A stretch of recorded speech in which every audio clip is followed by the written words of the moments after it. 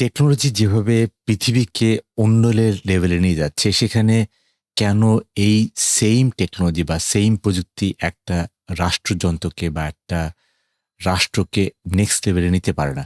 এবং সেইজন্যই কিন্তু আসলে আমি আপনাকে বলেছিলাম যে সেই ২০২০ সালে যখন আমি এই বইটা লিখেছিলাম, তখন কিন্তু এর মধ্যে অনেক কিছুই আসলে আমরা আলাপ করেছিলাম যে কিভাবে একটা রাষ্ট্রকে ইকুইটেবল অ্যাক্সেস, মানে আমরা যেটাকে বলছি যে ফেয়ারনেস থেকে শুরু করে ইকুইটেবল অ্যাক্সেস, এই সবকিছুই দেওয়া সম্ভব যদি আমরা প্রযুক্তিকে ব্যবহার করতে পারি একটা লেভেলে। এবং সেই লেভেলে প্রযুক্তি ব্যবহার করতে গিয়ে একটা জিনিস আমি আসলে দেখলাম যে এটাকে বলা হচ্ছে টেকনোলজিক্যাল জাস্টিস। মানে টেকনোলজিক্যাল জাস্টিস ব্যাপারটা এরকম যে টেকনোলজি কিন্তু কাউকে চেনে না। টেকনোলজি কাউকে চেনে না যে সে মন্ত্রী, টেকনোলজি কাউকে চেনে না যে সে একজন সাধারণ জনগণ। টেকনোলজি কিন্তু সবাইকে ফেয়ার, মানে সবাইকে ফেয়ার এবং ইকুইটেবল অ্যাক্সেস দেবে। তো এই টেকনোলজি যখন একজন মন্ত্রীকে চেনে না, ধরা যাক আমি একজন সাধারণ জনগণ, আমি একটা নামজারির জন্য এপ্লাই করলাম। তো আমি যখন এপ্লাই করলাম, আমার মন্ত্রী মহোদয় দেখা গেল যে উনিও এপ্লাই করলেন। উনি কিন্তু আমার পরে এপ্লাই করেছেন। তার মানে হচ্ছে গিয়ে টেকনোলজি কিন্তু উনাকে স্পেশাল ট্রিটমেন্ট দেবে না। অনেক সময় আমরা যেটা হয় যে হ্যাঁ, আমরা পাসপোর্ট একটা ডেলিভারি নিচ্ছি। তা পাসপোর্ট ডেলিভারি নেওয়ার জন্য আমি যদি পাসপোর্ট ডেলিভারি যদি আমি ফাস্টার চাই, I can always pay extra amount of money and then get it faster. But that doesn't mean যে আমার এই জিনিসটা পেতে ৬ মাস লাগবে। So this is wire we are saying যে আমরা যখন ফেয়ার, ট্রান্সপারেন্সি, ইকুইটেবল অ্যাক্সেস এর কথা বলছি। ইকুইটেবল অ্যাক্সেস মানে বলতে চাচ্ছি যে প্রতিটা মানুষ, এই রাষ্ট্রের প্রতিটা মানুষ যাতে নেসেসারি যে আমাদের ইনফ্রাস্ট্রাকচার আছে, সেটার জন্য পাসপোর্টের জন্য হোক, এনআইডির জন্য হোক, সেটা নামজারির জন্য হোক, সেটা আমাদের ট্রেড লাইসেন্সের জন্য হোক, এই সবারই কিন্তু সেইম অধিকার, সবারই একই অধিকার হচ্ছে গিয়ে এই আমাদের পাবলিক ইনফ্রাস্ট্রাকচারে অ্যাক্সেস করার জন্য। এবং সেটার জন্য কিন্তু সে দেশে, মানে সে গ্রামে থাকছে নাকি সে শহরে থাকছে, এই আরবান বা রুরাল কোথায় থাকছে, তার উপরেও কিন্তু তার এইটা ডিপেন্ড করবে না যে না আসলে সে গ্রামে থাকছে বলে সে একটু পরে পাবে, আর সে শহরে থাকছে বলে সে সার্ভিসটা আগে পাবে। এটা যাতে না হয়।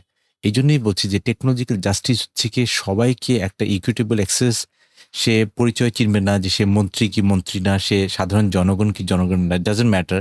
এবং তার ইকোনমিক্যাল স্ট্যাটাস, সে কি আসলে বড়লোক নাকি সে আসলে গরিব লোক, নাথিং উইল হ্যাপেন যতক্ষণ পর্যন্ত আমরা এই টেকনোলজিক্যাল জাস্টিস আমরা ঠিকমতো ইমপ্লিমেন্ট করব। এবং আমরা আসলে দেখেছি যে এই যে ডিজিটাল ডিভাইড, মানে আমরা যারা, ধরা যাক আমরা যারা অনেক সময় গ্রামে থাকি, তাদের জন্য ডিজিটাল ডিভাইডটা একটু বেশি, কারণ ওখানে 4G 5G অ্যাক্সেসিবিলিটি কম, শহরে বেশি।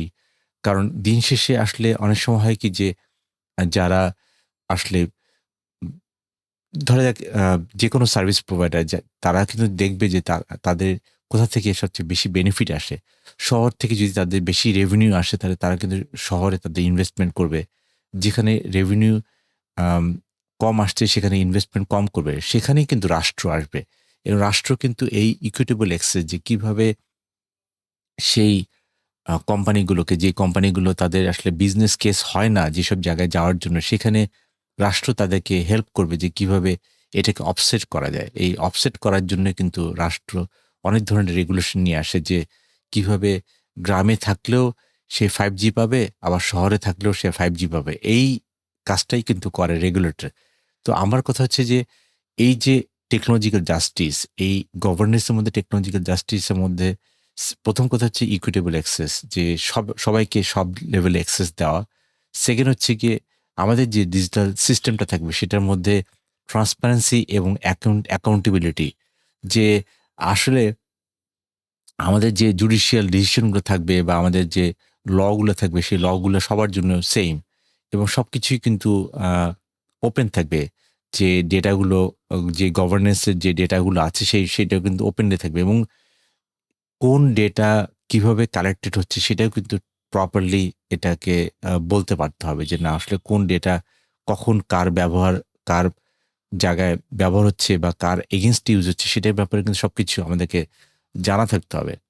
আরেকটা জিনিস হচ্ছে গিয়ে ডিসক্রিমিনেশন করা যাবে না, ফেয়ারনেস আনতে হবে এবং সেখানে কিন্তু অনেক ধরনের অটোমেটেড ডিসিশন মেকিং প্রসেস আনতে হবে, যে হিউম্যান ইন দ্য লুপ রাখা যাবে না, যে কে এনআইডি পাবে বা কে একটা ট্রেড লাইসেন্স পাবে, এটার জন্য যে রুল সেটটা করা আছে সেই অটোমেটিক ডিসিশন মেকিংই হবে। এখানে কিন্তু কোনো ধরনের হিউম্যান মানে মানুষ আসবে না যে কোনো সিদ্ধান্ত নিতে। এবং যাতে আরেকটা ব্যাপার আমরা আসলে এখানে আলাপ করি, যে যেটা আমি আসলে খুব ভালোভাবে আমি আসলে এই বইটাতে বলেছি, যে হিউম্যান সেন্টার্ড ডিজাইন। মানে হিউম্যান মানে আমার ট্রেড লাইসেন্সের জন্য আমাকে ধরা যাক 18টা ডকুমেন্ট জমা দিতে হবে। আমার কথা হচ্ছে যে আমাকে কেন 18টা ডকুমেন্ট জমা দিতে হবে, যেখানে সব ডকুমেন্টই কিন্তু রাষ্ট্রের কাছে আছে।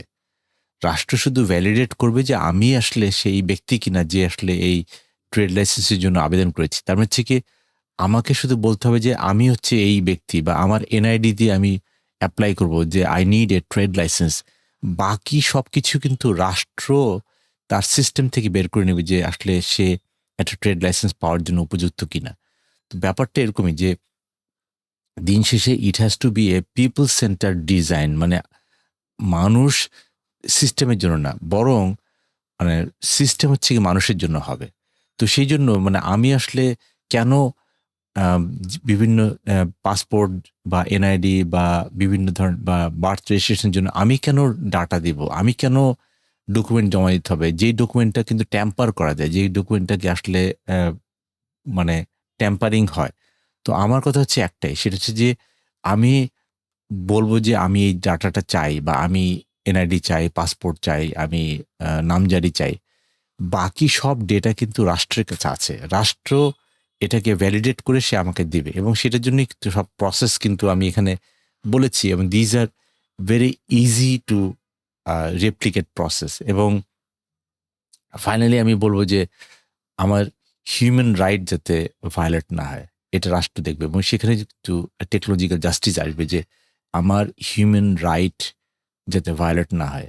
এবং আরেকটা জিনিস আমি মনে করি যে ডেমোক্রেটিক পার্টিসিপেশন, মানে আমি যাতে টেকনোলজির ফুল অ্যাডভান্টেজ নিতে পারি, সেই জন্যই কিন্তু টেকনোলজি প্রতিটা সিটিজেনকে, প্রতিটা সিভিল সোসাইটিকে কিন্তু এনগেজ করবে কিভাবে গভর্নমেন্টকে অ্যাকাউন্টেবল করা যায়, কিভাবে গভর্নমেন্টকে we can hold the government accountable. That means এই যে ডেমোক্রেটিক যে প্রসেস বা পার্টিসিপেশন, এই জায়গাটাতে কিন্তু আমাদেরকে বুঝতে হবে।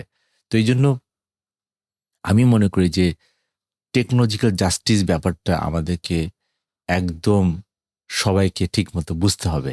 আর সবকিছুর মধ্যে this is the book. And মজার কথা হচ্ছে এই বইটা কিন্তু অনলাইনে পাওয়া যায়। এই বইটা কেনার দরকার নেই, অনলাইনে ফুল পিডিএফ পাওয়া যায়।